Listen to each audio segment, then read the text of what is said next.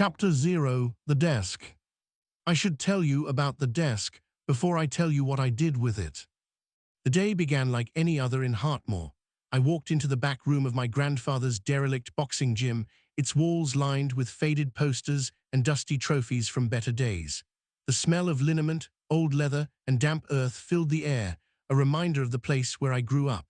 A large oak desk stood in one corner, an ancient relic from Grandad's time. It was there that everything changed. I had come back to reopen the gym after quitting my job in the city of Calderwick, 40 miles south. A million faces I had spent 4 years failing to care about, one at a time. As I cleaned the desk, I caught my hand on a loose brass corner and cut it, and a drop of my blood went into the wood and did not sit on top of it. What the desk became when it woke was a living miniature of Calderwick, every street and tower and bend of the river, the whole city small enough to cover with a hand and reel, not a model of the city now scaled down on a sheet of old oak. And this is the one rule, the only one that ever mattered. Everything I did to that small world, I did to the real one. A breath became a gale that emptied a car park 40 miles away. A fingertip set down too hard was an earthquake. My body never crossed over. Inside the sandbox I was invisible, but the force of me did, scaled up past all sense. Everything I do to the small world on that desk, I do to the real one. Below me, a million people went about their small lives, every one of them at the mercy of a careless hand. It taught me to be careful, the way nothing in my life had ever taught me anything. Ether stirring. The system opened in my vision the day the desk woke. It was a series of glowing text boxes that kept track of something called ether, a score that rose with each moment of awe, hope, relief, or wonder felt by the small people within Calderwick. But it also grew faster and worse when they experienced fear, despair, and terror. The balance between these forces dictated not only my power, but also the fate of the city. The system keeps a score, and the score is called ether. And the desk was not the only thing watching. The world on it was being kept, and counted, and weighed against some line I did not yet know was there, and the whole of what comes next turns on that weighing. The world on the desk is real, it is watched, it is graded, and on a wet Tuesday in March it became mine. Chapter 1: Notice. I handed in my notice on a Tuesday, in a meeting room with a view I had spent 4 years failing to care about. The office was a maze of polished surfaces and softly lit screens, each one reflecting the sterile glow of my resignation letter as I handed it to her. She looked up from behind the desk, dark circles under her eyes betraying the late nights we'd shared together in meetings and over coffee that never tasted quite right. "If it's about the money," she said, "we can talk about the money." I shook my head. "It's not about the money." My voice was steady, but inside I felt a churning mix of relief and doubt. The work had grown stale on me, each pixel a phantom limb tugging at my soul. Branding was never supposed to be this empty. She opened her mouth as if to say more, then closed it again with a sigh. "Okay," she said quietly, "I'll miss having you around."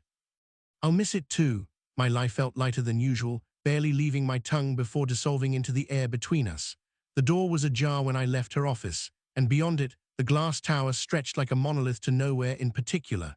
As I stepped out onto the pavement, the city buzzed around me with its usual indifferent hum. The backpack on my shoulder felt surprisingly light, as if filled not with clothes, but with the weight of decisions made. I walked down the street without looking back, aware that no one was following. This wasn't a grand departure, it was just walking away from something I could no longer pretend to believe in. A man stepping off the ledge into fog. The train ride north was quiet and uneventful, passing through small towns and vast stretches of moorland. I could see my reflection in the window, dull and tired, as if it were a mirror to my soul. The air grew colder with each station we passed, and the landscape became more rugged, the land flattening out into desolate beauty. I remembered Wally's boxing gym, a place that had been my second home after my parents died. My mother had driven us down a winding road from our city flat to this small town where Wally lived. I was 9 years old and still in shock as we arrived at the gym, its red brick facade weathered but welcoming. Wally took me under his wing, teaching me everything about boxing, but more importantly, how to be a man. He had a way of making even the most mundane tasks feel important. Cleaning the ring was a sacred ritual. Every corner, every inch had to shine like new after each fight. I learned this from Wally, attention to detail and pride in one's work. As I grew older, the gym started to suffer. The population of Hartmoor dwindled with each passing year, businesses closed down, and the boxing scene faded along with it. Wally's health began to fail too, his once robust frame thinning as he fought a battle against time. Despite the decline, I visited him regularly during university holidays, bringing him supplies and helping with odd jobs around the gym. It was my way of paying back some of the debt I owed him. When Wally's condition worsened, it became clear that maintaining the place would be impossible for him alone. He asked me to promise to reopen the gym someday. I agreed, partly out of love and partly from a sense of obligation. But after graduation, I moved to Calderwick and got caught up in the fast-paced world of brand design. The city's allure was hard to resist, but so were Wally's pleading eyes whenever we spoke on the phone. Now, standing here outside his gym again, I felt both nostalgic and heavy-hearted. It had been years since my last visit. The building looked worse for wear, paint peeling off the sign that read Cranes in faded letters above a door with shutters drawn tight against the elements. Weeds sprouted from cracks in the forecourt, and raindrops pattered on the concrete like tiny whispers of neglect. I pulled out the key Wally had given me years ago, worn smooth by my fingers turning it countless times. The metal was cold as I inserted it into the lock, the rusted mechanism groaning after a year's worth of silence. Turning it slowly, the door creaked open with a sigh that seemed to echo through time. This moment was not just about fulfilling a promise, it was also about reconnecting with a part of myself that had drifted away in the city's glittering sprawl. As I stepped inside, the familiar scent of liniment and leather met me, followed by an old friend who needed help. The gym's scent was a punch to the gut, liniment and leather, damp and rain-soaked earth seeping through somewhere unseen. The place felt like an old friend who needed tending, not mourning. As I stepped inside, dust motes danced in the weak light filtering through grimy windows. I found a broom behind one of the heavy bags hanging limply from their chains. The ropes were slack and frayed, barely holding up the weightless shadows of once-loved fighters. With each sweep, the silence seemed to pulse around me, but I kept moving, focusing on the task at hand. Weeds had overtaken the corners, thick and stubborn, tangling with the memory of feet that used to walk this path. The ring itself was a ghostly echo of the bustling place it once was. The canvas looked brittle under my touch, as if one wrong move could unravel its threads back into memories. I pushed past the urge to sit down on the old stool where Wally and his boxers would rest between rounds. Instead, I moved towards the wall covered in faded photographs, heroes of a bygone era staring out from their cracked frames. Behind me, the front doors creaked open with effort, letting in a gust that stirred up more dust than it cleared. I leaned over them to prop them open, bracing against the chill wind that whispered through the building like a forgotten promise. The rusted hinges groaned under my hands as I adjusted them, one by one, until they held steady. With the doors secured, I turned back to the rest of the space. There was no point avoiding it any longer. The office at the far end beckoned with its closed door and the weight of memories I had been trying to outrun. It was time to face the grief head-on, not by weeping but by cleaning. I started on the worst patches first, a thick layer of grime coating the windows, cobwebs stretching across forgotten corners like delicate strands of regret. Each swipe of the broom felt both futile and necessary, futile because it seemed impossible to erase all evidence of neglect, necessary because every sweep brought me closer to understanding. Finally, with the gym floor free of its dirtiest layers and my body aching from exertion, I reached the door leading back into Wally's office. It was heavier than it looked, thick oak that spoke volumes about the man who kept secrets behind it. My hand hovered just above the handle, feeling the cold wood beneath my fingertips. I took a deep breath, knowing what lay beyond, but also knowing there was no avoiding it now. The door would have to open eventually, whether I wanted it to or not. For now, though, I could still feel the liniment on my fingers and the leather of the boxing gloves worn thin by time. This moment was about more than just cleaning. It was about acknowledging what had been lost and preparing for what might come next. I pressed my hand against the door's surface, a final breath before the inevitable. The back office was a cavernous pit, filled with shadows and whispers from years of neglect.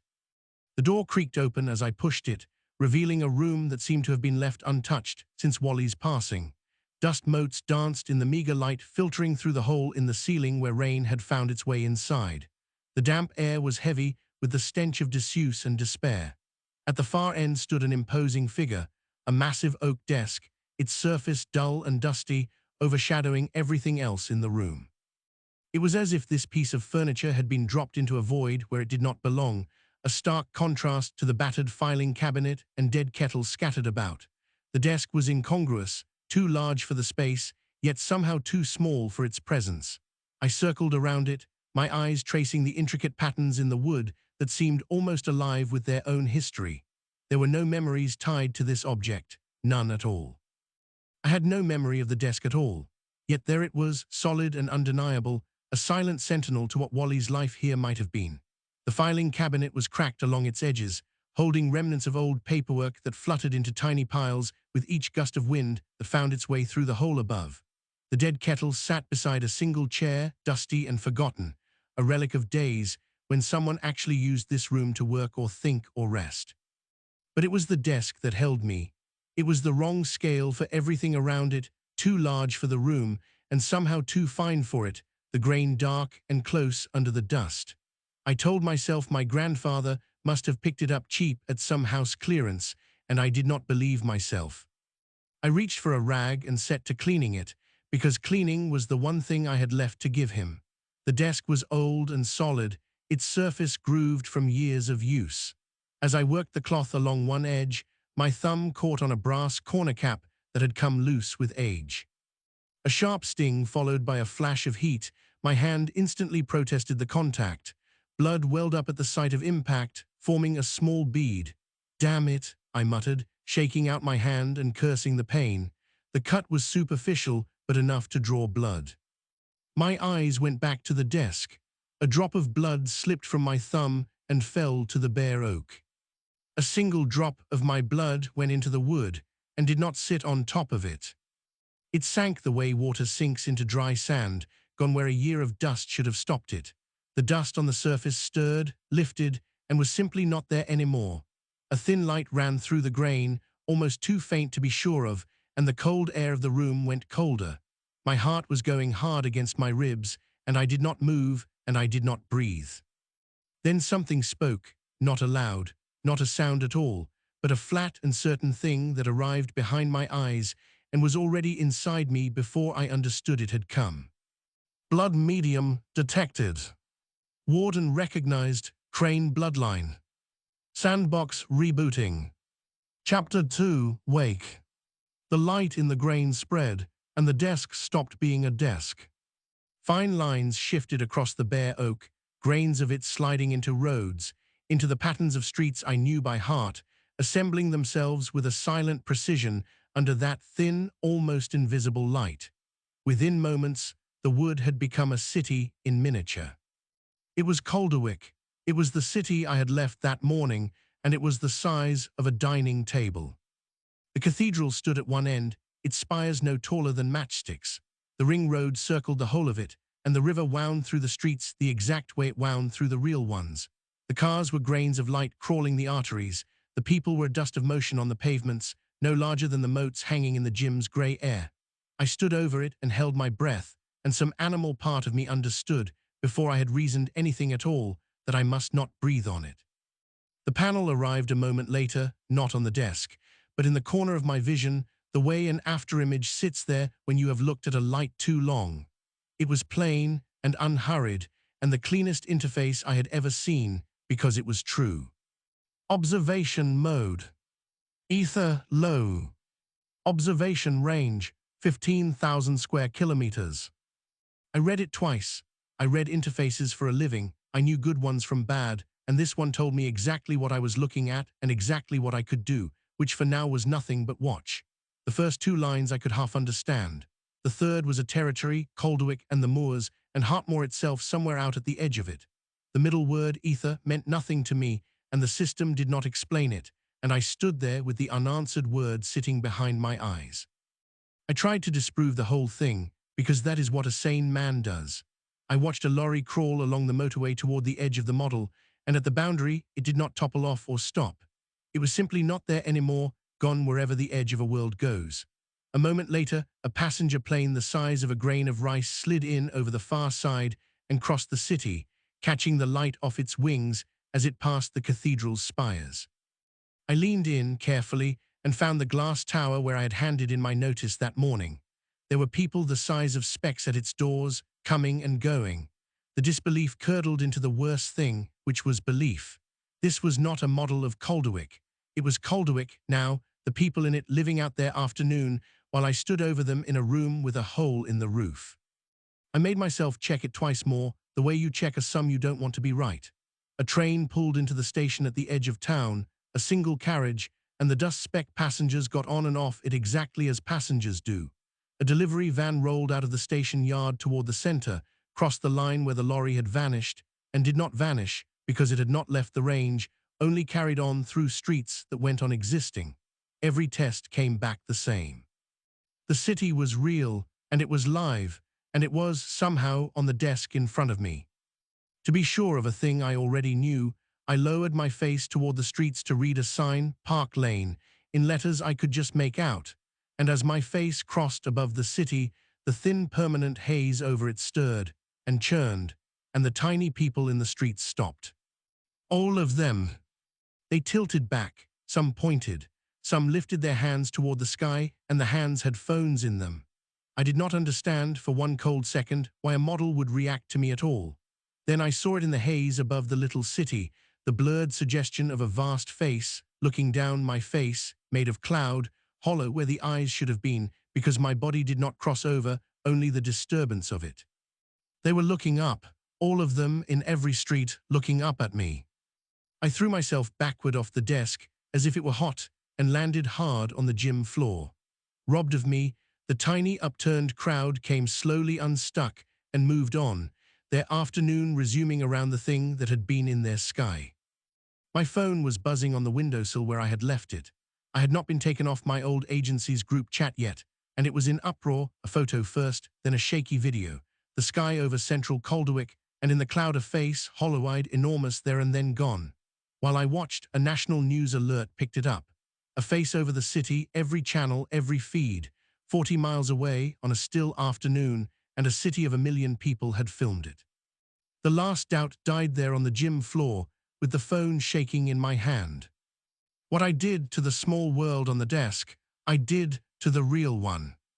I sat for a long time on the filthy floor of my dead grandfather's office, a hole in the roof above me, and a city on the desk beside me, and I was more frightened than I had ever been in my life. Chapter 3, Scale. I did not sleep, and the city did not stop while I didn't. The first light crept into the gym through the high windows. I had spent the night awake on the office floor, the sandbox glowing faintly beside me like a banked fire. My phone filled with the sky phenomenon over Calderwick, articles, clips, experts on camera speculating wildly, the whole of it confident and wrong. None of it mentioned a tired man in a dead gym 40 miles away, which was both a relief, and in some small ugly way I did not examine, a disappointment. I made tea on the camping stove I'd bought to replace the dead kettle, because the small, ordinary act was the only thing keeping me upright, and I drank it standing over the desk, making myself look at the city in daylight as what it was, 1 million people, and my hands above them. When the tea was gone, I ran the most cautious experiment I could design. I found an empty corner of the model, a quiet retail street, shutters down, no people on it that I could see, and from a careful distance I breathed once, the smallest exhale I could make. On the desk, litter and dust lifted and scattered down the tiny street and settled again. Then I cross-checked it. I pulled up a Calderwick traffic camera on my phone, found that street, and watched a sudden gust scatter rubbish down it at the same instant, on a still and windless morning. I sat with that for a long time. Forces crossed over, scaled by some factor I did not want to calculate, and my body did not cross at all. I was a weather system with a conscience, and that was the kindest thing I would ever be able to say about myself. Sitting back, I did the arithmetic of myself, and it was the most frightening sum I had ever done. If a soft breath was a gust a mile wide, then a cough was a storm. A hand set down was an earthquake. A dropped object was a thing I refused to finish imagining. I mapped what I must never do, and the list was most of what a body does without thinking. I put my hands behind my back, like a child in a museum. "Understand first," I said to the empty office. "Never a gesture I haven't priced, never a gesture I can't take back." It was not a confident thing to say. It was the opposite of confident. It was a frightened man building himself a fence and hoping he had the discipline to stay behind it. Then I let myself try the other direction, not whether I could harm, but whether I could help safely. I watched the streets until I found the smallest sure good there was, a pram rolling slow from a curb toward a side road, the mother 2 steps too far back, her face going white. From as far off as I dared, with the gentlest breath I had yet attempted, I nudged the air. On the desk, the pram's wheel turned, and it rolled back from the road, and the mother caught it and folded over it with relief. There was no face in her sky this time. There was nothing above her at all. She would tell it later as a near miss, a lucky catch, the wind, and she would be right about everything except the wind. I had saved one stranger one bad morning, and it had cost the world nothing, and I found I was shaking. The panel in the corner of my eye changed for the first time since the wake. Ether stirring. I understood it without being told. The score was fed by what they felt, by relief, by wonder, by a bad thing unhappening. I had grown, a little, by lifting one frightened woman out of one bad moment. And under that understanding sat the other thing, quiet and cold. That the easiest way to move a crowd has always been to frighten it, and that a city's fear would feed me faster than a city's relief ever could, and that I was going to have to be a better man than the easy way every single day for as long as the desk was mine. I had grown a little. I had grown by making one stranger's morning less bad, and I understood, sitting there, that fear would have grown me faster. That was the whole of it, really. That was the job. Chapter 4, Hartmoor. I found the edge of the world on the second day, and the edge of the world was home. I traced the boundary of the sandbox with care, my hand a careful inch above the miniature land. The edges were ragged, the way the system had said, 15,000 square kilometers, giving out into nothing at the rim. I followed the ring road out from Calderwick, through the suburbs where the houses thinned and the fields took over, along the motorway as it climbed onto the moor. And there, right at the ragged edge where the model gave out, I found Hartmoor, the one main street, the chapel standing sentinel, the low brick gym on its rise with cranes faded above the door. I was looking at the building I was standing in. The recursion hit me like a punch, a man holding a town that held the man holding it. I had to put my hands behind my back and breathe slowly until the vertigo let go, because awe was a luxury and a careless lean here would flatten the street I'd grown up on. I went looking for myself in it. I leaned close from the side and found the gym at the edge of the model and the back room and a desk on the desk, smaller and smaller, and I did not let myself follow that thought down. The room was there. The dust hanging in its tiny light was there, but where I should have been standing, there was no one at all. I was not there. In the whole of the world on the desk, the only thing missing was me. The Warden, I came to understand, does not appear inside his own frame. I was the one set of hands the world could never see coming, a ghost in my own house. I stepped back, and the strangeness of it settled on me as heavily as the fear had on the first night. Observation mode. Practical again, because being practical was the only way I knew to be frightened and still function. I went through Wally's office, the filing cabinet, the desk drawers, for anything that might explain what I had inherited. In the bottom drawer, beneath a full space, I found a notebook in my grandfather's cramped, careful hand. It was not a diary, it was a log, dates going back decades, and against them the smallest entries: cleared the fog on the bypass, Nov 98, 3 lorries, turned the boy back from the weir, summer 04, held the rain off the gala every year I could manage it, each one a miracle no one had ever noticed, each one small enough to be luck. The later pages were in a shakier hand, and they were not records but warnings, and one of them stopped my breath. They are not toys, and they are not yours, you are theirs, WC. My grandfather had known. The man who taught me to bandage my own knuckles had spent 50 years keeping a city alive one small kindness at a time, and had never said a word, and had died with it. I sat in his chair with the log in my hands and grieved him a second time, for a life I had never known he was living. Ether stirring. The knock at the front door brought me up out of it like a diver surfacing. I shut the drawer and went through, and it was Jamie Ross on the step, my oldest friend, who never left Hartmoor, who ran the hardware shop on the square, with 2 cans of lager and no agenda, but gladness that I was back. "Thought I'd see how you're settling in," he said, and came in without waiting, the way he always had. He took in the dead bags on their chains, the slack ropes, the wall of faded photographs. "Wally'd be glad you're opening it up again." Place meant everything to him. "I know it did," I said. We took the lagers into the ring, the way we used to, and for a while it was just 2 men who'd known each other since they were 7, talking about nothing. Then Jamie nodded toward the back of the gym. "What have you got back here then?" he said, and I stepped in front of the door before I'd decided to. It was a small movement, and he caught it. The truth was 30 feet behind me in a drawer that could end everything around me and the model city that held it, and I would have given a great deal to put the whole impossible weight of it into the one pair of hands I trusted in the world. "Just damp and rot," I said too quickly. "Floor's gone through, I wouldn't risk your boots." "Fair enough." He let it go, the way Jamie let everything go, and didn't quite stop looking at me. He fished an old photograph out of his coat, Wally teaching me a jab on this very floor, the 2 of us squinting into a flash 20 years gone, and held it out. "Found it back home, thought you'd want it." "Thanks," I said, and meant it more than the word could carry. He finished his can and stood. "Good to have you back, Elias, you know where I am." At the door he paused, and his voice dropped. "Anything you need, anything, you know that." "I know," I said, and then he was gone, easy and oblivious, down the wet street into his own life, and I stood in the ring with the photograph in my hand and the secret settling over me for good. My grandfather had carried this alone for 50 years and died with it.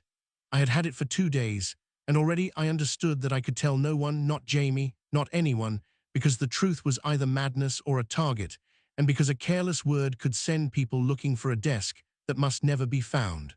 The one man on earth I would have told had just walked back out the door, and I had let him, because telling him would have put him in it too. I read the last line of his log again, the one in the shaky hand. "You are theirs." Then I closed the book, and I sat in my grandfather's chair, and I watched over the city until the windows in it began, one by one, to go dark. Chapter 5, The Nurse. I learned the city the way you learn a face you're not allowed to touch. I spent my nights over the desk now, not to act, only to know it, because my grandfather's log had taught me that you do not move a world you do not understand. I learned the orange grid of the streets, the cathedral lit at its heart, the red and white arteries of the ring road, the late buses crawling their routes, the one tower where a light was always on. I kept my hands behind my back. I was getting good at not breathing. And the way you find one lit window and cannot stop looking at it, I found a person to follow. She came out of the accident and emergency doors of the Calderwick infirmary at the end of a night shift, in scrubs and a coat too thin for the hour, and she was too tired to go home, so she sat on a bench and ate chips out of paper. I could not hear a word she said or thought. I could only watch from 40 miles and a god's height away the small human facts of her, the way she rubbed one eye between bites, the way she tore off half a chip and held it down for a hopeful gull, the way she took out her phone, looked at it, and decided not to answer it. Her name was Cora Halloran, though I would not learn that for a while. I think that was the night the city stopped being a map. I could move the weather for her, and I would never be able to say hello, and there was a particular grief in that I had not known a person could feel for a stranger the size of a grain of rice. Nights later, I was watching when the fog came down. It rolled off the high moor, I knew that fog from my own childhood, and poured onto the ring road where it had no business being, thick and fast and blinding. And I saw Cora climb into the back of an ambulance pulling out of the infirmary onto that road. I saw the rest of it the way I could see the whole board at once. The lorry coming too fast in the white, the cars already stacking, the crash 3 seconds from happening around her. I had sworn never to act where I could be seen. To clear that fog was to risk the scale and the exposure and everything my grandfather had spent 50 years protecting. To not act was to watch the one face I had let myself care about die in a pileup I could have stopped with a breath. I had perhaps 2 seconds, my hand hovering over the desk, my own breath caught somewhere behind my teeth. I did the smallest thing I could. Not a wind that mattered would have killed them itself. I drew a slow breath in and pulled the fog up off that half-mile of road like lifting a sheet off a bed, just for the seconds it took. Whisper mode unlocked. The white thinned. The lorry driver saw the stacked cars and stood on his brakes. The ambulance swerved and held its lane and came through clean, and the fog settled back down behind it as if it had never lifted, and to everyone on that road it had been luck or a gust or nothing at all. I sat back, shaking. I had reached 40 miles in 2 seconds and moved the air over 1,000 strangers and got it exactly, only just, right. The ambulance reached the infirmary, and Cora climbed out at the far end, alive and unaware, saying something to a colleague that made the colleague laugh, about the weather, probably, and went in through the doors. I watched her go and felt the model finish turning into something else under my hands. It had stopped being a model. It was a million people, and I was the weather, and I loved them and could kill them with the same hand. That was the thing I would carry through everything that came after, that I grew by lifting them, that fear would have grown me faster, and that every time I reached down I risked being seen and risked killing the very people I was trying to save. I put my hands behind my back. Below me, the city kept its lights on and did not know it had a warden, and I meant to keep it that way for as long as I possibly could. Chapter 6, Whisper. I reopened the gym in the 3rd week, mostly so that the town would have an answer when it asked what I was doing there. It smelled like home again once I'd scrubbed it out liniment and old leather, rain outside that never quite reached the inside air. I painted over the worst of the peeling, rehung the bags, put new gloves up by the mirror. Jamie came round most mornings to help, and a handful of kids started drifting in, the kind with nowhere else to be and something to prove. Keep your hands up, I told the boy with the unruly hair, showing him once more. Protect yourself. He nodded, dead serious, and I thought about how I spent my nights with my own hands behind my back over a city I could scatter with a breath, and said nothing. That was the shape of it now, a man teaching children to guard their faces by day, and by night a thing the size of weather, learning to keep its hands still. The gym was the answer I gave the town. The desk was the question I never spoke aloud. After dark, I worked. I had whisper mode now, the subtlest tool the system had given me, a breeze, a parting, a sound, a thing the world could explain to itself as luck, and I used it carefully, the way my grandfather's log had taught me. A funeral at the city's edge, dark clouds stacking over the graveside. I held the rain off for the 11 minutes it took to put a man in the ground, and let it come after. A child's balloon snagged high in a tree in Calderwick Park. The smallest puff and it came loose into a laughing boy's hands. A window cleaner's ladder going in a gust 3 stories up. I steadied the air around it until the breeze died, and he came down white-faced and never knew why he'd lived. Each one small, each one deniable, each one priced before I did it. Ether rising. I had learned to read my own growing now, and to feel faintly what the city felt, the small collective lift when a near miss became a lucky escape. And I felt the other thing my grandfather had warned me about, how easy it would be to chase the number, to do bigger and showier things for a bigger and faster rise. I didn't. I kept to mercies. But I understood the temptation in my own body now, and I filed it away as the most dangerous thing about me. Then I found out I had a reputation I hadn't asked for. It was a thread on a local forum, the Calderwick luck, collecting the city's freakishly good spring, the funeral the rain skipped, the ladder, the lorry that swerved in time, all of it, with the old Skyface footage dragged up and stitched in by the conspiracy people. Most of it was nonsense. Some of it was uncomfortably close.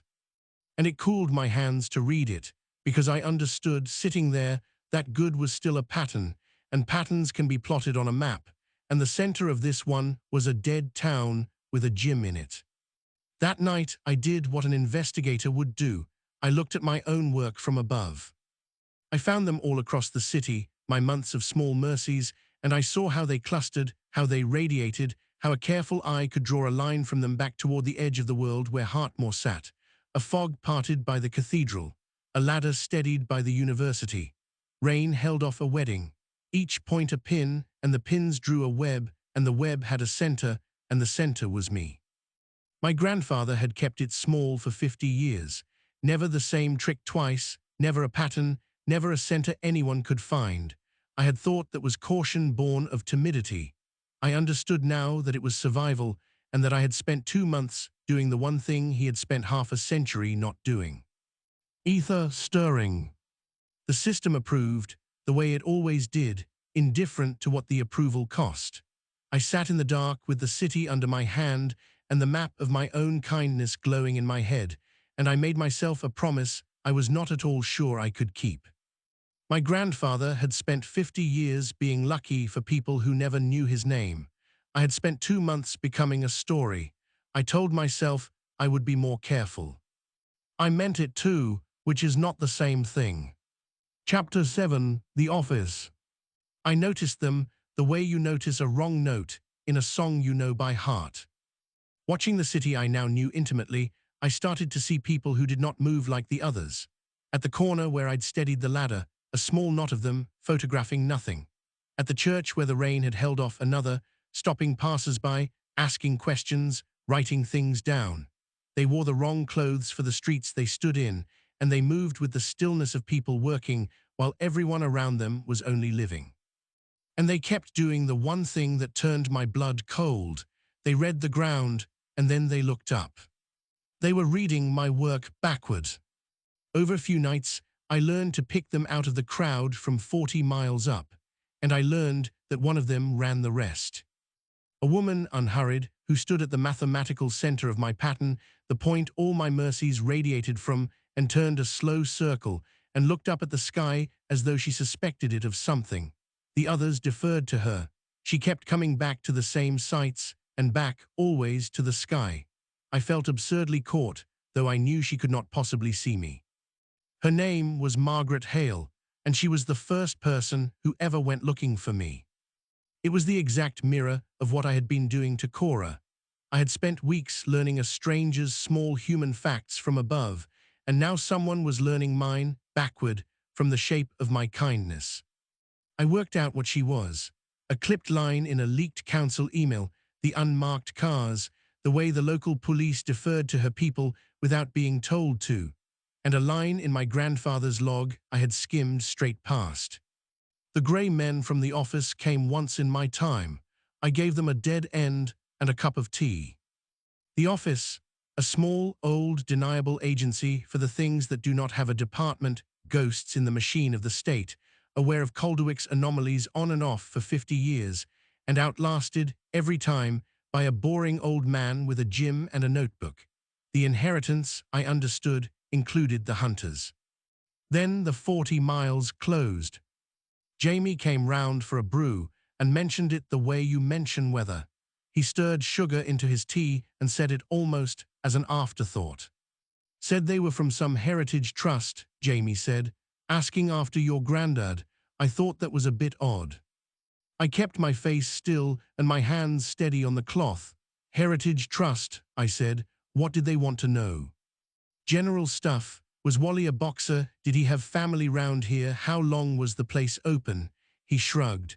Asked about you and all, what you were doing back.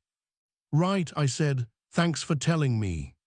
Course, he drained the cup and stood and patted my shoulder on the way past. You always looked out for him, thought you'd want to be in the loop. And he was gone into the grey afternoon, and the floor had dropped out of me while I smiled at him, because the pattern had been traced to the edge of the world, to my door, to the building the desk sat in. So I made my grandfather's choice. To save the desk, and the city, and Jamie, and myself, I had to stop being a pattern, which meant I had to stop doing the visible good that had become the best thing in my life. I went dark. Ether rising stalled. It was the hardest thing I had done. Night after night, I watched small bad things happen that I could have turned aside with a breath, a fall, a fright, a near miss that this time was not lucky, and I kept my hands behind my back and let them happen, because the alternative was leading the grey men to the only thing that could keep the whole city alive. The score sat where it was, stalled, and the city had its small accidents in the dark, and I let it. I had thought the hard part would be the power. The hard part was the hands behind my back, every night, while the city had its small accidents, and I let it, so that it could go on having me. Chapter 8, Hand. For 19 days, I kept my hands behind my back, and I hated the man who could do that. 19 days dark. The office's people thinned out as the Calderwick luck dried up and the pattern went cold, which was exactly what I needed and felt like nothing but cowardice. Each day I watched small bad things happen that I could have turned and didn't, a fall, a fright, a near miss that was only a near miss because I let it be, and the ether sat stalled, and I sat in my grandfather's chair becoming a ghost in my own life. He would have found a way. I just kept my hands behind my back and called it discipline. Then, late on the 19th night, the disaster came that no whisper could fix. A fire in a Calderwick tower block, a residential high-rise, catching and climbing the outside of the building in the wind, the way cladding fires do, faster than any engine could come. I leaned in and saw the upper floor windows fill with the small pale shapes of people who could not get down, a woman on the 15th floor with a baby held against her, her face pressed to the glass. The lifts were gone. The stair was full of smoke. The brigade's ladders were 3 stories too short. A whisper was useless. A breath big enough to matter would either kill them or fan the fire into them. I watched the first impossible minute, and the crowd gathering below, and I knew with total clarity that in 90 seconds I was going to watch a tower full of strangers burn alive, unless I did the one thing I had sworn never to do. I reached in. Hand mode unlocked. As my hand crossed the boundary, as I committed to touching the world, the system granted it, and then my hand was in the world, and it was the size of the weather, a thing of impossible scale hanging over the tower. A finger of it could have flattened the building with a touch. I pushed the thought down and went to work. I cupped my hand around the fire's leading edge and pinched it out the way you pinch a candle, and the heat of it was a real heat against a hand that was suddenly miles wide. I pressed the flat of a fingertip the size of a car park, against the burning cladding and smothered its run like embers under wet earth. And I made a wall of my hand down the outside of the building, a column of clean, still air, a stair for them to come down through. For 10 seconds, I was exactly as enormous and as careful as the job required, and it was the most frightening and most necessary thing I had ever done. The small shapes moved. They came down the clean air. They lived. And then, withdrawing, shaking, half sick with relief, I let the heel of my hand rest against the ground beside the tower for half a second too long, with a fraction too much weight. The world answered. A tremor ran out through the district, a real earthquake in a city that had never had one. Windows cracked in a widening ring, car alarms, people knocked off their feet, spilling into the street in nightclothes, a scare that raced across the whole of Calderwick in seconds. I snatched my hand back out of the world and stood over the desk with my heart going like a hammer. The same hand that lifted them down had just shaken their city, and it was a perfectly ordinary hand. By the time the sky grayed, the news had it as 2 stories that no one could connect. A residential tower fire, miraculously contained, no loss of life, and the same night, a freak seismic event in a city that had never felt the ground move. The kind of pair of coincidences that no Margaret Hale on earth would let lie. I had blazed myself across the sky again on the exact night I'd gone dark to avoid it. And the system showed me the other cost. Ether high. My score had jumped a big jump, and I understood, sick, that not all of it had come from the relief of the saved. Some of it had come from the fear of the shaken, a million frightened people, and there were so many more of them than there had been grateful ones in that one tower. The power to save at scale and the power to terrify at scale were the same hand, and the system paid out on both, and it paid more for fear. Some of that had come from the people I saved. The rest had come from the people I frightened, and there had been so many more of them. I sat with that for a long time. It was the first night I understood that the easy way up was paved with other people's fear, and that I was going to be offered it again and again. Chapter 9: The Mistake. The papers said no one had died, and for 2 days I let myself believe them. The fire was a good news story, the freak quake a curiosity, but I could not leave the cost alone. I read everything, watched the city's hospitals from above, counted the ambulances that had gone out during my tremor. The injured tally climbed in the local reports: cuts, a broken hip, a heart scare, and then one line that stopped me cold. A woman in a critical condition after a wall came down in a back street during the seismic event. I had told myself the harm was windows. It was never only going to be windows. I found her in the city the way I had found Cora from above, in the small human facts of her. An older woman, a flat near the outskirts with geraniums on the sill, where I watched her family come and go with flowers and covered dishes. A ward window I could see but never reach. Grandchildren who visited in a nervous huddle. A husband who sat by the bed all day and did not seem to move. I had even seen her before, I was almost sure. One more lit window in my months of watching, and now the wall I'd brought down with the edge of my hand had put her here. I tried to help her and ran straight into the wall of what I was. I was wind and weather and the press of a hand. I was not medicine. I could not mend a bone or restart a heart from 40 miles and a god's height away. So I did the only things I had. I held a coming storm off the city so the ambulances ran smooth. I cleared the snarled traffic from the road her family drove to reach her. I kept the lights of the city steady, the small useless mercies at the edges of a thing I could not touch the center of. I could move the weather over a city of 1 million people, and I could not do one thing for her. She died in the night, while I watched the ward window I could not pass. I saw the family gather, the husband, the grown children, the nervous grandchildren, saw them go in, saw the curtain drawn around the bed, saw one by one the machines go dark. I could not hear a word of it. I only watched, the way a god watches, from a height that turns grief into something very small and does not make it weigh any less. Ether high falling. The system did not grieve and did not judge. It simply registered the shift, the city's grief, and mine, and the number fell. It was the first time my score had ever gone down, and I understood the obscene flatness of it, that the worst thing that had happened since the desk woke was counted by the same indifferent arithmetic as a parted fog, a notch down where the others had been notches up. By dawn, I was sitting with the sum that would not balance. A tower full of living strangers on one side, one dead woman on the other, the same hand on both, and I made myself say the true things because looking away from them felt like a second cowardice. I would make the same choice again. That did not make it forgivable. The falling number was a city mourning a grandmother, and I was the reason for it. And underneath the grief, quiet and shameful, sat the thought Dorian would one day say out loud, that if a tower's fear had fed me faster than a tower's gratitude, then the easy way up had always been there, and that I was the particular kind of tired and desperate now that starts, against everything in it, to look at it.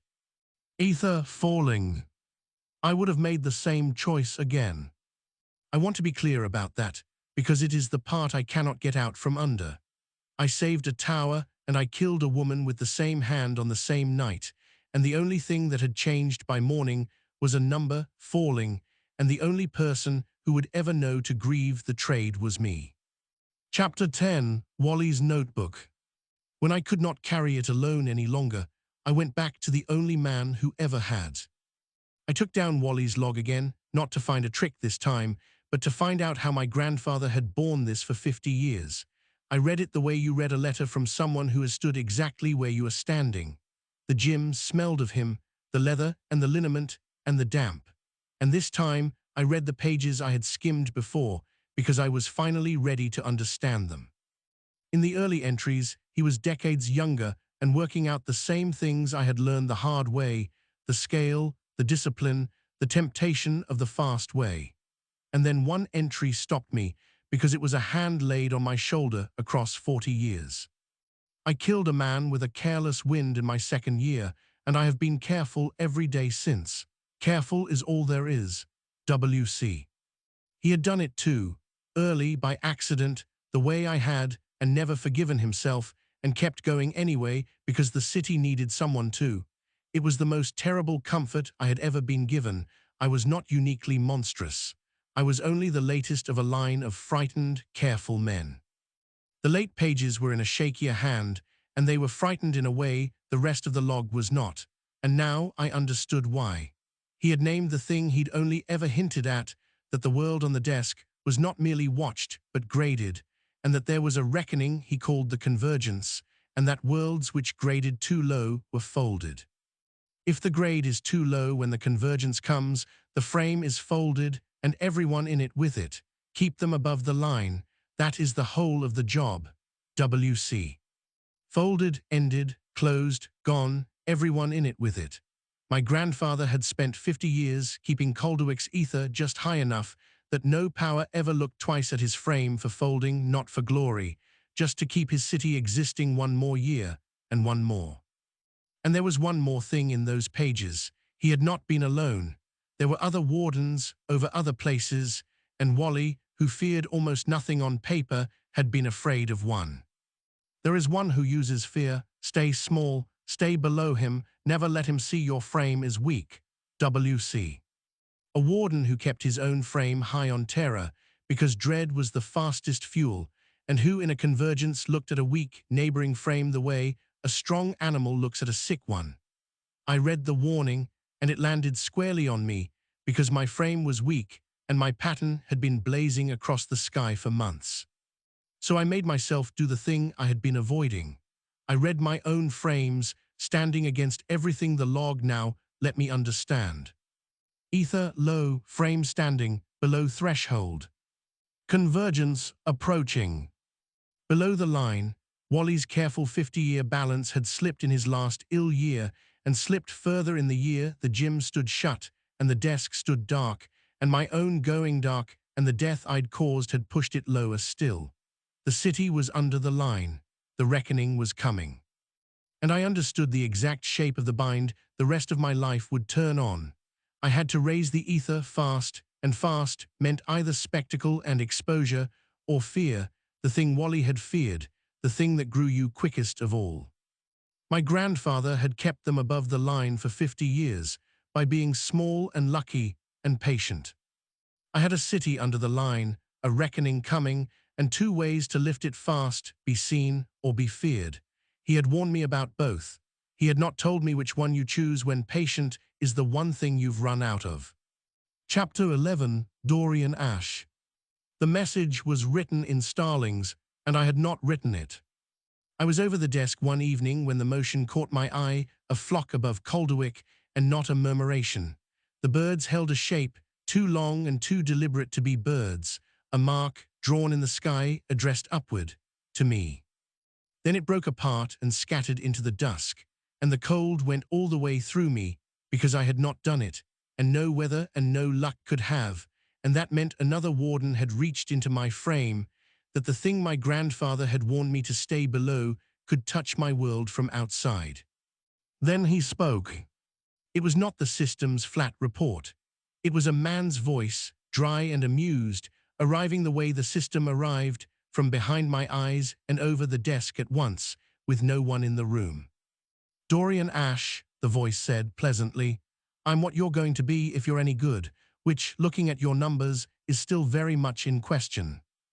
I asked who he was, trying not to sound as shaken as I felt. He told me unhurried, almost bored, the manner of someone who had done this a very long time and found new wardens a little touching. The warden of another frame, a city not unlike mine, a long way off and right next door in the way that frames are neighbors. He had watched my restraint, he said, and he called it, kindly, a luxury I could not afford. And then he laid out the whole of it, the way a worldly man is candid about something distasteful. You've seen the frames beyond counting, he said. Each one has its warden. The Convergence grades them all, and the ones that come up short, they fold, no more, no less.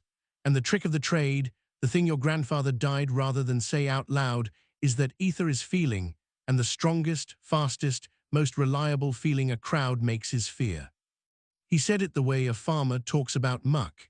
His own frame ran hot on dread, a managed disaster here, a haunting there, a city kept frightened and therefore kept bright, never once near the line in all his decades. Hope is a candle, he said. Fear is the sun. You can keep a city alive on candles if you've got 50 years and nothing goes wrong. You have neither. Then he made the offer he'd come to make. He would teach me to spike my dangerously low ether before the convergence. The fear way, the fast way, a tutored campaign of dread that would lift Calderwick above the line in weeks instead of the years hope would take. He framed it as mercy. Better a frightened city than a folded one. And under the reasonableness, I felt the appetite in it.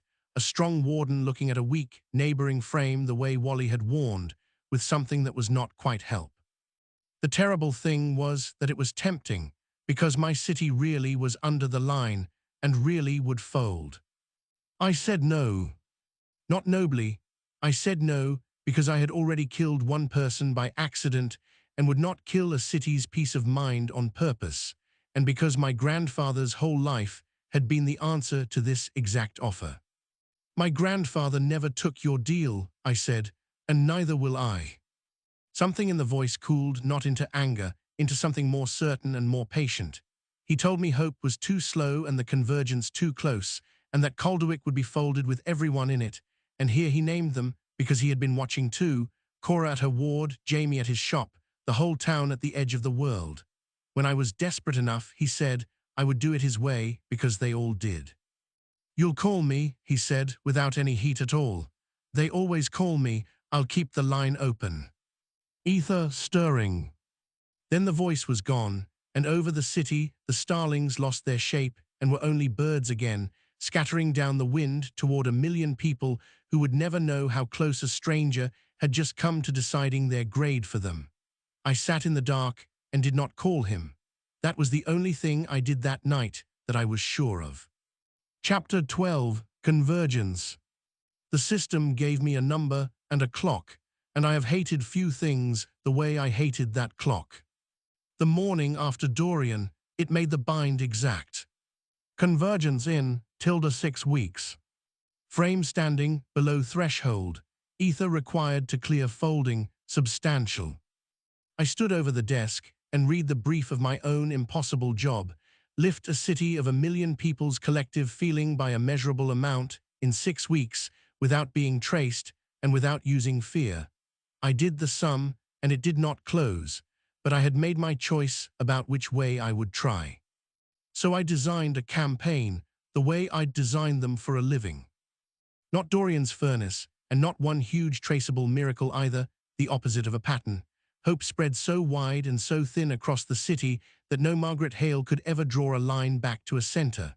1,000 tiny deniable goods, distributed, randomized, the way you'd seed a brand across a city so it feels like it grew there on its own.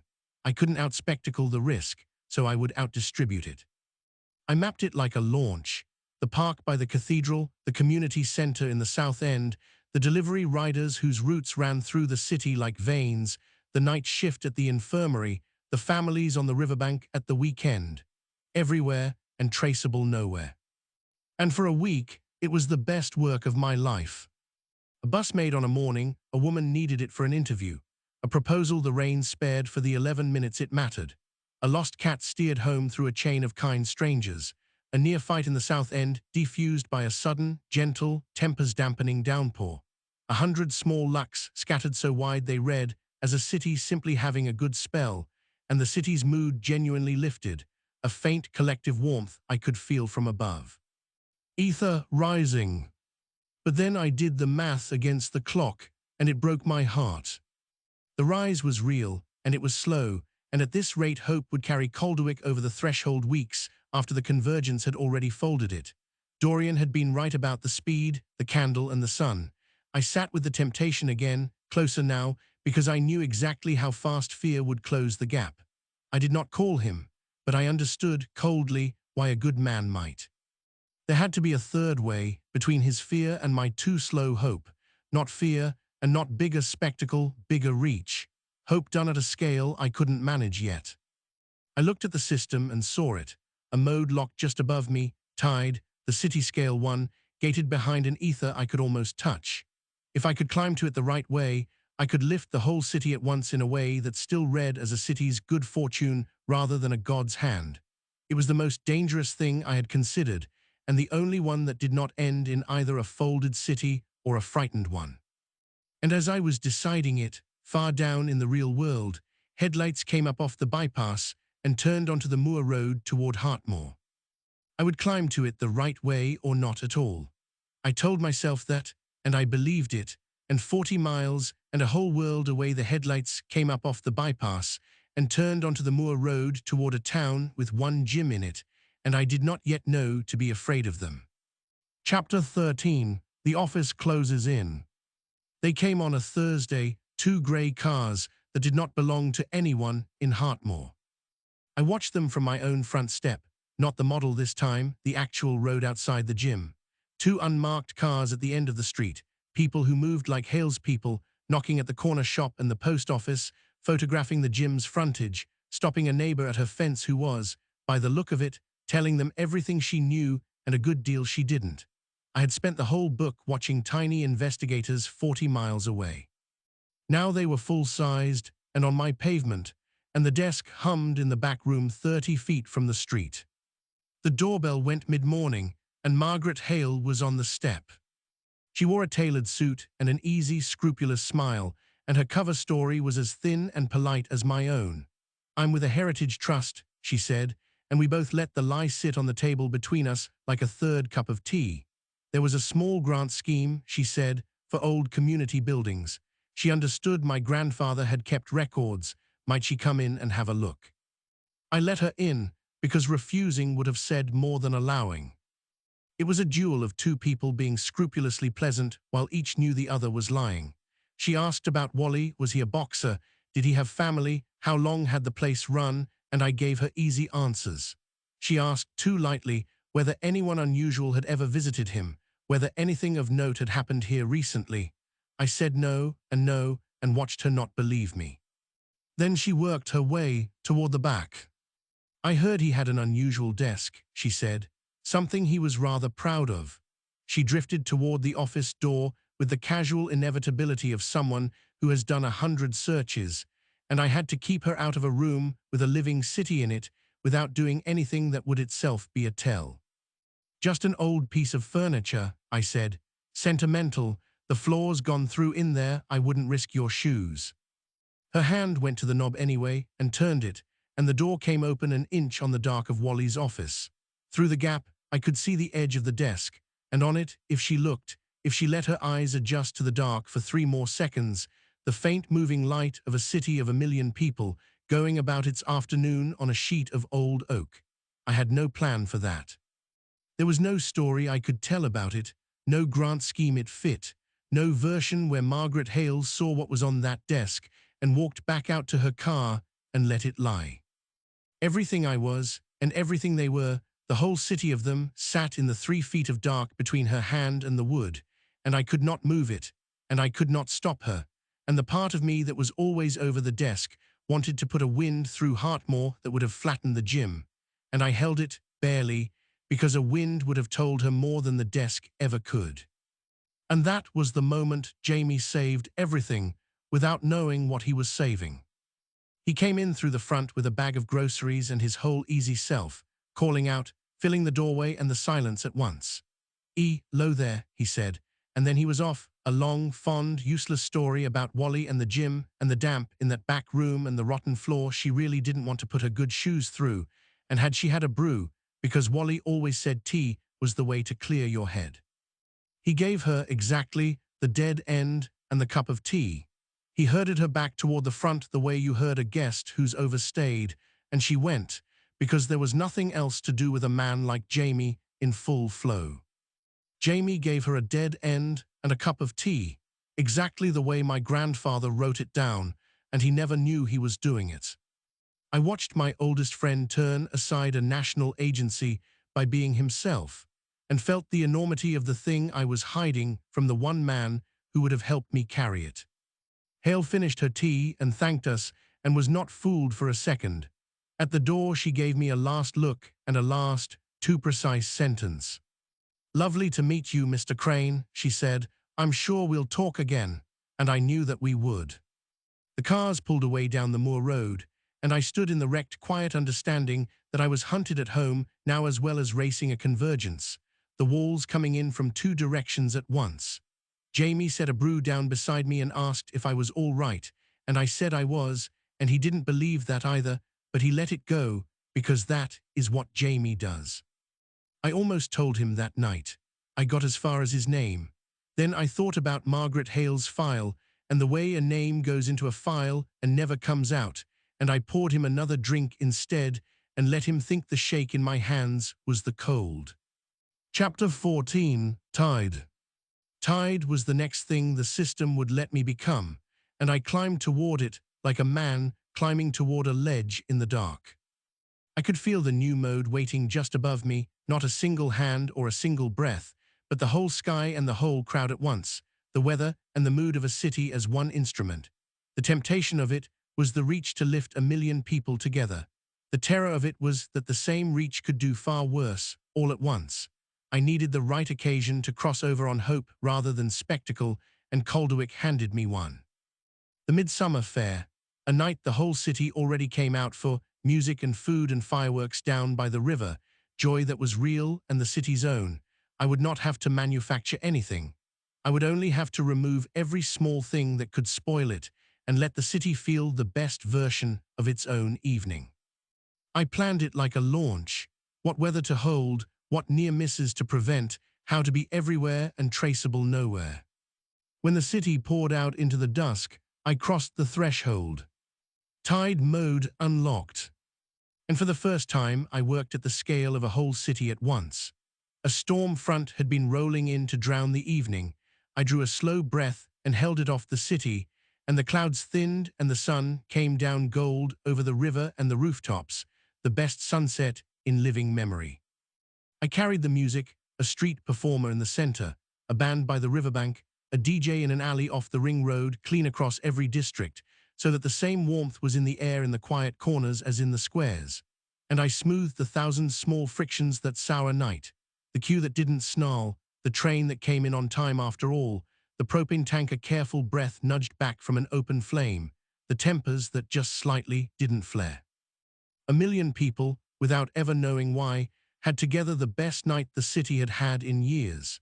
It was the opposite of the face in the clouds, a god entirely hidden inside a city's own joy, and the most beautiful thing I had ever done. When the last of the fireworks went up over the river, and the crowds began to drift home, content, I read the results. Ether surging, frame standing, approaching threshold. The biggest single rise yet, and clean, all of it from joy, none from fear. The first proof that the Hope Way could work at scale, that I could close the gap to the threshold without becoming Dorian. For the length of that one quiet hour before dawn, I let myself believe it, that a tired, careful, grieving man had lifted a whole city by giving it a perfect night, and grown by exactly the amount their happiness was worth. The cost of it arrived quietly the next day. A night that good, a whole city's record evening, the weather, the timing, all of it, was precisely the anomaly Margaret Hale existed to notice. And over the desk, I watched her people fan back out across Calderwick, measuring the perfect night, looking for the hand inside it. And worse, I felt Dorian's attention return, amused and newly interested, because the boy could reach now, the boy had grown something at city scale, the boy had made his weak little frame suddenly worth taking. Beautiful work, Dorian said. Now imagine what you'd have if they'd been afraid instead. You'd have cleared the line in a single night, and you know it. He was right, and we both knew he was right, and that was the worst thing about him. He was almost never wrong about the arithmetic, only about what it was for. Chapter 15, Fear. For 3 days after the festival, I let myself think I was winning. I rode the tide high, doing my careful, distributed good, the threshold in sight, almost happy. And then came the wrongness, a stillness in the city I couldn't place, the barometric feel of a storm that wasn't weather, the sense of a hand that wasn't mine moving somewhere in my frame. The streets stayed calm, but something was about to happen to my city that I had not set in motion. Then Dorian moved. Watch closely, his voice said, almost gently. This is how it's done. He reached into my frame from outside and engineered a terror across Calderwick, not a thing built to kill so much as to frighten, massively, a whole city at once. The sky over the city churned and went wrong. The lights failed street by street. An impossible dark came down with something in it that the mind supplied for itself. The little people poured out of their homes and looked up, and this time there was no wonder in it, only dread. "I'm not doing this to hurt them," he said, as if reading me. "I'm doing it to feed you. You'll thank me when your number clears the line." And it fed me. My ether leapt violently, sickeningly, far faster than the festival's clean joy ever had, and I felt the difference in my body and in the frame itself. The number climbing toward and past the threshold, and the frame running hot and wrong, a corruption Wally had named, and I now felt, like a wound that pays. Ether surging, frame standing, above threshold. Source, fear, frame integrity degrading. Above the line for the first time in the whole of it, on a million people's terror against their will and mine. Dorian let it sit there, holding my city up by the throat, and laid out the choice pleasantly. "You can leave it," he said. "Let it run its course, keep the ether, clear the convergence, save them. Or you can put it out, give it all back, and fall under the line again with days to go. A frightened city is better than a folded one, surely. You won't let a principle end a million lives." It was the hardest the temptation had ever been, because this time it would actually work. My hand hovered over the city, the screaming coming up off it, the number sitting fat and obscene above the line. I put it out. I refused the fuel and spent everything I had turning the terror back, drew the wrong dark up off the city the way I'd drawn the fog off the ring road, only now at the scale of a whole sky, brought a slow grey dawn up early over Calderwick, carried calm into the streets at tide scale, a steadying in the air, a sense without words that the worst was over and had never quite been real. The panic broke and ebbed. The lights came back. I gave back every stolen point of it. Ether high falling, frame standing below threshold. Under the line again, days from the convergence, and myself still my own. Dorian, entirely unbothered, even a little admiring, made his exit. "Foolish," he said, "but you've proven something." A pause, and then the thing he had come to learn, said lightly, because he had seen at last that I would not be moved through the city, only through the one person in it I had let myself love. "We'll try it again," Dorian said, with the nurse. And then he was gone. I had given a city back its calm, and given the convergence back its winning position, both in the same hour, and the last thing Dorian left me with was her name. I had been so careful never to say it aloud. He said it like he'd always known it. I suppose he had. Chapter 16, Cora. Dorian had been right that I wouldn't break for a city. He understood, before I did, that I might break for one person in it. I saw the danger gather around her the next night, not the whole city this time, a single thread. A fire took hold at the Calderwick infirmary where Cora worked her shift, and it was not an ordinary fire. It was built, the way Dorian built things, around the exact place she would be, so that I would have to choose between exposing myself to save her and watching her die the way I had watched the grandmother die. "How long can you stand and watch, Elias?" his voice said, almost kindly, from somewhere over the desk. I watched the flames climb the infirmary, watched the upper floor fill with smoke, watched a single small figure in blue scrubs moving the wrong way through it, toward the trapped, not away, because that was who she was. The exits going, the ceiling beginning to come down, the whole of Chapter 9 rising up in me again, the window I could see through and never reach, the woman I had not been able to save. This time I could, and the only way through was the one thing I had sworn never to do. So I did not keep it small, and I did not keep it deniable. I reached in with everything hand and tied together, and I did the impossible visible thing, in full view of a city with 1,000 phones held up. I made a wall of clean air around the burning ward and held the fire off it. I pressed the flames flat where they reached for her. I lifted the smoke off the corridor in a long, slow column so she could find the way out. Not a whisper the city could call luck. A vast and deliberate thing, openly choosing, over and over, to shield. The opposite of the face in the clouds on the first day, not an accident of terror, but a god who had finally decided that some things were worth being seen for. And it worked. The wall held, the smoke parted. Cora came out of the building, coughing, alive, onto the wet ground, and lived. Ether surging, source, awe, fear, hope mixed, exposure total. The cost arrived in the same breath as the relief. Within minutes, the footage was everywhere. Not a blurry skyface this time, but a clear, sustained, undeniable act of something enormous and deliberate holding a fire off a hospital in Calderwick. The world's reaction began all at once. Terror, awe, disbelief, the lot. And Margaret Hale's people, already in the city, had the cleanest evidence they would ever get, pointing, as it always had, back toward the edge of the world and a gym. I had traded my secret, and my grandfather's 50 years of careful invisibility for one woman's life, and I had done it in front of 1 million witnesses. In the chaos after, Cora was helped clear of the building and out into the open.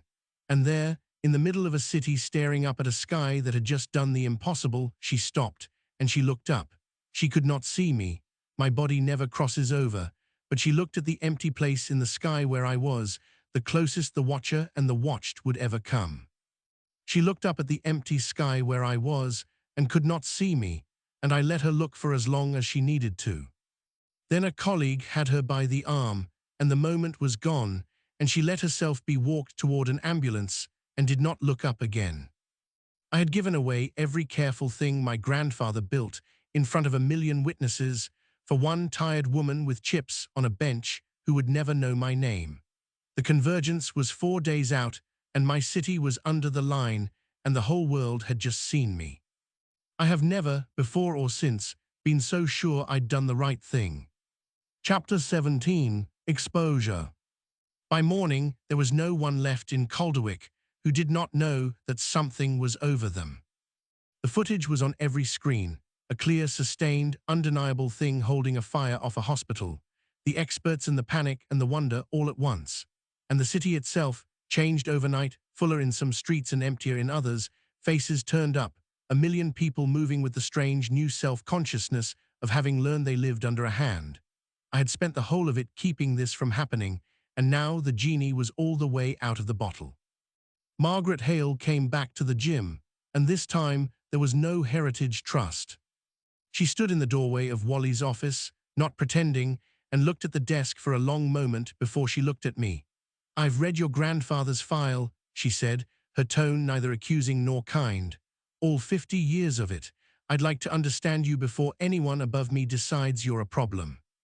It was not what I had braced for. She was not simply here to destroy me. She had spent a career on things that did not have a department, and she had watched the thing over Calderwick choose, last night, to save rather than to rule, and she was a professional trying to decide what she had found, a weapon, a threat, or a guardian, and what she was obliged to do about each. I did not tell her everything. But I told her more than I had told anyone but Jamie, and she listened, and when she left, she said she needed time, and I understood that a door had been left open that I had thought was a wall. And then there was the city to read. I watched it deciding in real time what to feel about the thing over it, and it was genuinely split, hour by hour. Some of it was curdling toward fear, vigils of dread on the street corners, candles and wary glances at the sky, people packing cars. And some of it was turning the other way, flowers left at the doors of the saved hospital, faces tipped up not in terror, but in something like gratitude, the whole strange, lucky spring of the city quietly rewritten as a guardian's care.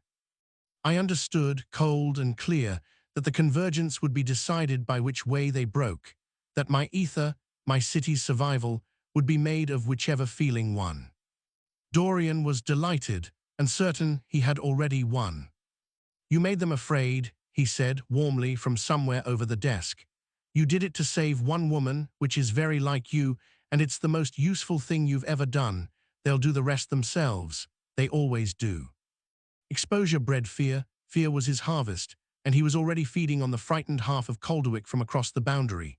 He laid out his endgame without heat. The city would curdle to terror, because cities always did when they learned there was a god over them, and then either the frame folded and he took its remnant, or I finally did the sensible thing and harvested the fear myself. Either way, he said, I ended up doing it his way. He was the wall I had to find a way through, and looking down at the city splitting under my hands, I found the one move he hadn't accounted for, the thing he had thrown away so long ago he could not conceive of it. I couldn't hide, I couldn't outwait the clock, I wouldn't fear fuel. The single way through was to make the city choose hope, to stop being a secret terror in the clouds and become, openly and deliberately, a warden they could trust, on the strength of a year of quiet mercies and one visible rescue. Dorian could frighten a city. Only I, who had spent the whole book earning it, could be believed by one.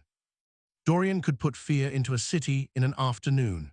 It had taken me a year of small mercies and one bad night to earn the other thing, the slow thing, the thing he'd thrown away so long ago he'd forgotten it existed. They could be made to trust me. It was the only card I had left, and the Convergence was 3 days out, and I was going to play it in front of the whole world. Chapter 18, The Reckoning. On the third day, the sky over Calderwick did not change color, but I felt the whole world lean in to read us. Convergence commencing, frame standing below threshold, grading in progress. It was not a storm. It was worse than a storm, the sense of being weighed, of unseen scales settling over the whole frame, the city going still beneath it without knowing why. And across the boundary, I felt Dorian arrive, not to talk this time, to collect. Then the contest began. He flooded Calderwick with one last engineered terror, bigger than anything before, a citywide dread built to tip my under-the-line frame into a fold he could harvest, or to break me into harvesting it myself. The dark came down early, a storm rose off the river, panic ran block to block. And I met it at tide scale, the two of us contending over a real city of 1 million people, our methods made literal, Dorian sowing fear street by street, me chasing it down with calm and warmth and light, the weather and the mood our battleground. "Look at them run," he said, somewhere over the desk. "Can't you see, they're all going to fall apart?" And I was losing, that was the truth of it. I could not outspend a man who fed on the very fear I was fighting. Every block I calmed, he frightened 2 more, and he was inexhaustible because terror is so much cheaper than peace. The river climbed its banks. The hospital filled. My hands shook over the city and the number would not hold, and Dorian's voice was patient and certain and almost kind. There was a moment I will not forget. The eastern districts went past my reach. I simply could not be everywhere, could not hold the whole sky at once. And I watched the lights go out across a quarter of the city I had not been fast enough to cover, watched 1,000 small panics I could do nothing about because my hands were full 40 streets to the west. I had to choose what to let break. Wally had never written about that, about the arithmetic of which of your people you fail while you save the others, and I understood in that minute why his hand had shaken so badly at the end. I was going to lose the city by inches, holding it, and Dorian only had to wait. And then, losing, I saw his weakness for the first time. Fear is fast, but it is brittle. A frightened city is not a compliant one. It is a clenched one, flinching, resisting, and every block he terrified was a block that, underneath the terror, remembered the year of quiet luck and the night the hospital was saved. He could frighten them. He could not be believed by them. And I had the one thing he had thrown away so long ago he could no longer see it, a city predisposed to trust me. So I stopped fighting him head-on. I stopped trying to outspend the furnace, and I turned, instead, to the people themselves. I did the thing I had spent the whole of it never doing. I revealed myself to the city, deliberately, not a terror in the clouds, but a protector, openly, in full view, stepping between Calderwick and the dread block by block where everyone could see it. I had no words for them. I have never had words they could hear. But through the act, through the felt and unmistakable presence of something vast choosing, over and over, to shield rather than to frighten, I asked 1 million people to choose hope. A child in a park looked up and said, "Is it a guardian?" A nurse in the A&E felt the dread lift off her ward and whispered, "Is it a miracle?" Block by block, where I put myself between them and the dark, the fear met a wall of something it could not break, because the something was theirs. Dorian's terror crashed down one last time, the whole dark tide of it, and the Convergence readout flickered wildly as the city stood on the knife edge of its choice, toward the guardian who kept stepping in front of the door, or toward the monster Dorian needed them to see, and it went out of my hands. I had no voice they could hear and no face they could trust and nothing to offer them but the same thing over and over, my whole self thrown between them and the fear, again and again and again. And then there was nothing left to do but hold there, enormous and terrified above my city, and let a million frightened people decide what I was. Chapter 19, The Break Point. The city decided what I was the way a tide turns, not all at once, and then all at once. Block by block, and then everywhere, Calderwick broke toward hope. The year of quiet luck remembered, the saved hospital, the flowers and the upturned faces, a million people choosing together to read the vast thing over them as a guardian rather than a monster, to trust the hand that kept stepping between them and the dark. Dorian's fear clawed at the edges and lost its grip street by street as the trust spread, because a city that has decided to hope is the one thing terror cannot get purchase on. And a whole city choosing hope at once turned out to be as fast and as vast as fear had ever been. The thing Dorian swore was impossible, because he had forgotten that a million people deciding together to trust is its own kind of furnace. Ether surging, source hope, frame standing above threshold, frame integrity whole. Convergence, frame retained. Clean all of it from hope, none from fear, and I felt the difference in the frame, not the hot wrong corruption of the fear spike, but something steady and whole and mine. The line cleared, in the open, on a city's trust. My grandfather's whole life, vindicated at city scale in a single hour. Dorian denied, could neither fold the frame nor harvest it, and the thing he had been certain of, that a city learning it has a god always curdles to fear, was refuted in front of him. There was no fight to it. The defeat was of everything he believed. You did something I'd stopped believing in, he said, and for once there was no amusement in it. That's the most dangerous thing you could possibly have done. They'll all have felt it. So will the things that aren't wardens. And then he was gone, withdrawn, not destroyed, leaving the warning hanging behind him like the afterimage of a flare. That this was one frame and one convergence, that there were far larger things moving in the dark between worlds, and that I had just made myself visible to all of them. Then the system told me what I had become and what it had cost. Warden recognized, frame-bound, concealment, forfeit. There it was, clearing the line in the open, revealing myself, opening my frame, pouring out my whole self in front of a million people and a watching world, meant there was no going back to before. I would never again be just Elias Crane, a man who reopened a gym. I was known to exist now. The office would watch me for the rest of my life. Things worse than the office had felt me, and I was bound to this desk and this city the way my grandfather had been, but with none of the invisibility that had kept him safe. And the smallest, heaviest cost of all, that Cora and every Cora would live under my keeping and never know me. The door to ever being a person to her, already only ever ajar, was shut now for good. I had thought, in the worst of my loneliness, that the cruelty was that I could only watch her. The real cruelty was finer than that. I would go on watching her for the rest of my life, and she would never once be able to look back and find anyone there. I had traded my whole future as a man for their existence, and I sat with that, and it weighed exactly what it should, and I did not look away from it.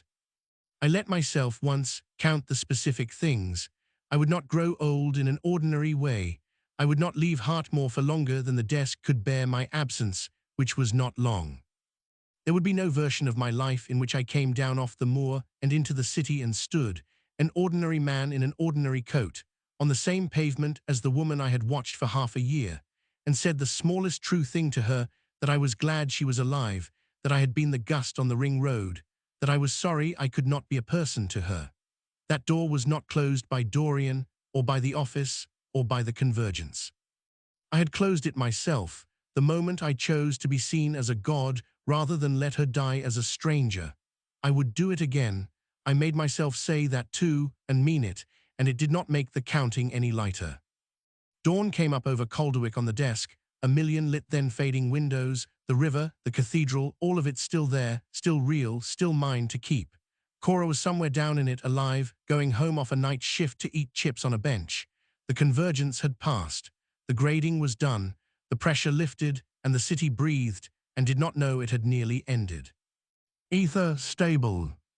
The city did not know it had nearly ended, and it did not know what had kept it, and that was exactly as it should be. I had wanted, more than anything, to keep them without their ever having to know what keeping them cost. In the end, that was the only part of my grandfather's whole life I managed to do exactly right. Chapter 20, Warden. A city gets used to anything, even a god, given a week and a reason to. By the second week, Calderwick had mostly decided to be all right with the hand over it. There were the wary new rituals, the faces that tipped up and nodded, the ones who left and the ones who stayed, a few small offerings appearing at the gym's door in Hartmoor, flowers and notes, and once a little stone boxer. There was the strange, ordinary courage of a million people getting on with their lives under a guardian they had chosen to trust. And there was me, in the gym at the edge of the world, teaching kids to keep their hands up by day and keeping the watch by night, openly the warden now. Margaret Hale came back, and it was not to take me. She sat across the old desk from me, precise as ever, and made the arrangement she'd been circling toward since the night the hospital was saved. The office had watched the thing over Calderwick choose, at the Convergence, to shield a city rather than rule it, and had decided a guardian was better understood and managed than hunted and destroyed. "I'm not going to be able to make you disappear," she said evenly. "So I'd rather be the one standing between you and the people who'll want to try." So the hunter became, uneasily, an ally, my liaison and my cover, and my wary protection from the parts of her own world that would prefer me gone. She would know roughly what I was, the second person on Earth who did. The first, I told myself. Jamie had watched his oldest friend come back changed, hide in a back room, and save a hospital on the news the same week strangers came asking after Wally, and he had half worked it out already. So I showed him the desk. I told him what it was, and what I was, and that everything I did to the small world I did to the real one. He looked at the city on the desk for a long time, and he did not run. Jamie looked at the city on the desk for a long time. Then he said, "Right," and put the kettle on, and that was how I stopped carrying it alone. He made a joke to cover how enormous it was, and then he didn't, and then he said he'd keep coming round. The loneliness I'd carried since the night I found the log eased, not gone, but shared, at last, with one pair of hands I trusted in the world. And then there was Cora. She lived in Calderwick still, off the ring road, and I knew her routine by heart, the late shift, the chips on the bench, the gull, the too thin coat. I leaned into the sandbox that night and watched her finish her shift and sit a while in the dark, the way she did. She took out her phone, looked at it and put it away. And then she looked up, the way half the city looked up now, not knowing she was looking at anyone, and she did not reach for the stars and she did not flinch from the sky. She just sat there, unafraid, under the hand that kept her, and after a while she smiled at nothing, or at the air, or at the quiet over the city. She looked up, the way half the city looked up now, and she was not afraid, and that was the only thing I had ever wanted from her, and the only thing I would ever get, and it was enough. I let the door that had only ever been ajar close, gently, and I was glad, on balance, and to my own surprise, to be the keeper rather than the known. Dawn came up over Hartmoor, pink behind the moor, and Jamie's kettle was already going. I sat back down at the desk and looked at the city, the whole of it lit and fading into morning, real and unaware, and where it counted, trusting. There were larger things out there now, Dorian had said so, and the system's last warning had said so, things that had felt me wake and would, one day, come. I did not pretend otherwise, but I was not going to spend the watch afraid of it. Warden of the Calderwick frame, the watch is yours. You are theirs, my grandfather had written in the last line of his log, in the shaky hand, and now it was simply true. It was watched, it was graded, and when it counted, it had chosen to hope. I put my hands behind my back, the way I had taught myself to, the way he had before me, and I kept the watch over a city that did not know my name and did not need to. There were larger things out there in the dark between the worlds, and they had felt me now and they would come. Let them. The desk was mine and the city was mine, and for the first time since a wet Tuesday in March, I was not afraid of what that meant. Below me, Calderwick turned its lights on against the dark, the way it always had, the way I would see to it that it always could.